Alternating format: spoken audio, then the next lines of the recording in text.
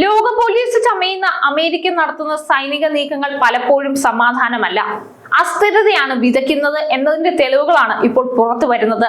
പശ്ചിമേഷ്യ വീണ്ടും ഒരു അഗ്നിപർവ്വതത്തിന് മുകളിൽ എന്ന പോലെ പുകയുകയാണ്.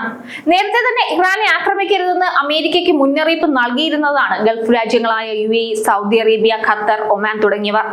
പശ്ചിമേഷ്യയിൽ യുദ്ധമേഘങ്ങൾ ഉരുണ്ടുകൂടുമ്പോൾ നയതന്ത്രപരമായ കരുതലോടെ ചുവടുവെക്കുകയാണ് യുണൈറ്റഡ് അറബ് എമിറേറ്റ്സ്. ഇപ്പോൾ ഇറാനെതിരായ സൈനിക നീക്കങ്ങൾക്കായി തങ്ങളുടെ ആകാശപരിധി ഉപയോഗിക്കുന്നതിൽ നിന്ന് അമേരിക്കയ്ക്ക് UAE വിലക്ക് ഏർപ്പെടുത്തി. ഗൾഫ് മേഖലയെ മറ്റൊരു വലിയ യുദ്ധത്തിലേക്ക് തള്ളിവിടാൻ തങ്ങൾ ആഗ്രഹിക്കുന്നില്ല എന്ന ശക്തമായ സന്ദേശമാണ് UAE നൽകുന്നത്. അമേരിക്കയുടെ ദീർഘകാല സഖ്യകക്ഷിയായിരുന്നിട്ട് സ്വന്തം സുരക്ഷയ്ക്കും പ്രാദേശിക സമാധാനത്തിനും മുൻഗണന നൽകിക്കൊണ്ടുള്ള ഈ തീരുമാനം UAEയുടെ സ്വതന്ത്രമായ വിദേശ നയത്തിന്റെ അടയാളമാണ്. ഇറാനെതിരെ സൈനിക നടപടി ഉണ്ടാകുമോ എന്ന കാര്യത്തിൽ അനിശ്ചിതത്വം നിലനിൽക്കുന്ന സാഹചര്യത്തിലാണ് UAEയുടെ പ്രഖ്യാപനം.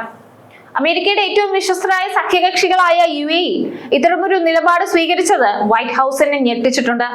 ഇറാനെതിരെയുള്ള ഏതൊരു സൈനിക നീക്കവും പശ്ചിമേഷ്യയെ മൊത്തത്തിൽ ബാധിക്കുമെന്ന് UAE അറിയിച്ചിരുന്നു. ഹൂതികളിൽ നിന്നും മറ്റും സായുധ ഗ്രൂപ്പുകളിൽ നിന്നുമെല്ലാം തങ്ങളുടെ സാമ്പത്തിക കേന്ദ്രങ്ങൾക്കും എണ്ണപ്പാടങ്ങൾക്കും നേരെയുണ്ടാകാൻ സാധ്യതയുള്ള തിരിച്ചടി ഒഴിവാക്കുക എന്നതാണ് UAEയുടെ പ്രഥമ പരിഗണന. വിനോദസഞ്ചാരത്തിന്റെയും വ്യാപാരത്തിന്റെയും കേന്ദ്രമായി ദുബായ് പോലുള്ള നഗരങ്ങൾ ഒരു യുദ്ധത്തിന്റെ നിഴലിലാകുന്നത് UAEയുടെ സാമ്പത്തിക അടിത്തറ തകർക്കും. അമേരിക്കയുടെ എല്ലാ തീരുമാനങ്ങളും കണ്ണടച്ച് അംഗീകരിക്കുന്ന പഴയ രീതി തങ്ങൾ അവസാനിപ്പിച്ചുവെന്നും സ്വന്തം ദേശീയ താല്പര്യങ്ങൾക്കാണ് മുൻഗണനയെന്നും UAE ലോകത്തോട് വിളിച്ചു പറയുകയാണ്. ലോകത്തിലെ എണ്ണ വ്യാപാരത്തിന്റെ വലിയൊരു ഭാഗം കടന്നുപോകുന്ന ഹോർമൂസ് കടലിടുക്കിന് തൊട്ടടുത്താണ് ഇറാനും UAE ഒക്കെ. ഒരു യുദ്ധമുണ്ടായാൽ ഇറാൻ ഈ കടലിടുക്ക് അടയ്ക്കാൻ സാധ്യതയുണ്ട്. ഇത് UAEയുടെയും ലോകത്തിന്റെയും സമ്പദ് വ്യവസ്ഥയെ തകർക്കും. 2025 ഡിസംബർ 28 സാമ്പത്തിക പ്രതിസന്ധിയെ തുടർന്ന് ഇറാനിൽ പൊട്ടിപ്പുറപ്പെട്ട ജനകീയ പ്രക്ഷോഭം ഇന്ന് അവിടുത്തെ ഭരണകൂടത്തിന്റെ അടിത്തറ ഇളക്കുന്ന ഒരു വിപ്ലവമായി തന്നെ മാറിക്കഴിഞ്ഞു. ഇറാനിൽ ഭരണകൂടത്തിനെതിരെ വലിയ പ്രക്ഷോഭമാണ് നടക്കുന്നത്. പ്രക്ഷോഭങ്ങളെ അടിച്ചമർത്താൻ നടത്തിയ ശ്രമങ്ങളിൽ സാധാരണക്കാർ ഉൾപ്പെടെ ആയിരക്കണക്കിന് ആളുകൾ കൊല്ലപ്പെട്ടു. എന്തായാലും ഇറാൻ ആളി കത്തുകയാണ്. അതിന്റെ കൂടെ കൂടുതൽ ആളി കത്തിക്കാനാണ് അമേരിക്ക ഒരു ഭാഗത്ത് നിന്ന് ശ്രമിച്ചുകൊണ്ടിരിക്കുന്നത്. US മുന്നറിയിപ്പുമായി കഴിഞ്ഞ ദിവസം ഇറാൻ രംഗത്തെത്തിയിരുന്നു.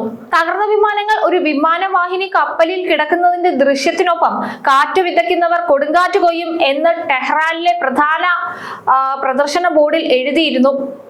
US യുദ്ധക്കപ്പലുകൾ മേഖലയിലേക്ക് പുനർവിന്യസിക്കാൻ പ്രസിഡന്റ് ഡൊണാൾഡ് ട്രംപ് ഉത്തരവിട്ടതിന് പിന്നാലെയായിരുന്നു ഇറാന്റെ ഭീഷണി സ്വരം.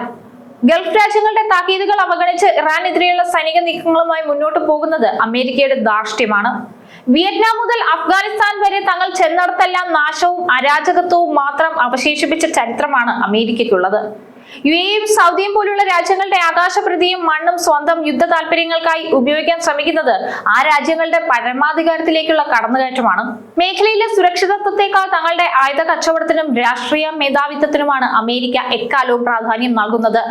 പശ്ചിമേഷ്യയിൽ ഒരു യുദ്ധമുണ്ടായാൽ തകരുന്നത് അറബ് രാജ്യങ്ങളുടെ സമ്പദ് വ്യവസ്ഥയും കോടിക്കണക്കിന് മനുഷ്യരുടെ ജീവിതവുമാണ്. എന്നാൽ അമേരിക്ക സുരക്ഷിതമായ അകലത്തിലിരുന്ന് യുദ്ധം നിയന്ത്രിക്കാൻ ശ്രമിക്കുന്നു. ഇത് തികച്ചും സ്വാർത്ഥപരമായ ഒരു നിലപാടാണ്. സമാധാനപരമായ ചർച്ചകൾക്ക് പകരം യുദ്ധക്കപ്പലുകൾ പുനർവിന്യസിച്ച് പ്രകോപനം സൃഷ്ടിക്കുന്നത് സ്ഥിതിഗതികൾ വഷളാക്കുകയേ ഉള്ളൂ. ലോകമെമ്പാടും ജനാധിപത്യത്തിന് വേണ്ടി സംസാരിക്കുന്നുവെന്ന് അവകാശപ്പെടുമ്പോഴും തങ്ങളുടെ താല്പര്യങ്ങൾക്ക് വഴങ്ങാത്ത രാജ്യങ്ങളെ സൈനികമായി അടിച്ചമർത്താനാണ് അമേരിക്ക എക്കാലവും ശ്രമിച്ചിട്ടുള്ളത്. സ്വന്തം സാമ്രാജ്യത്വ താല്പര്യങ്ങൾക്കായി പശ്ചിമേഷ്യയെ വീണ്ടും ഒരു രക്തക്കളമാക്കാൻ ശ്രമിക്കുന്ന അമേരിക്കയുടെ നയങ്ങളെ ലോകരാഷ്ട്രങ്ങൾ ഇന്ന് സംശയത്തോടു കൂടി തന്നെയാണ് നോക്കിക്കാണുന്നത്. UAEയുടെ ആകാശപരിധി വിലക്ക് അമേരിക്കയുടെ ഈ ഏകപക്ഷീയമായ അധികാര പ്രയോഗത്തിനേറ്റ കനത്ത തിരിച്ചടിയാണ്.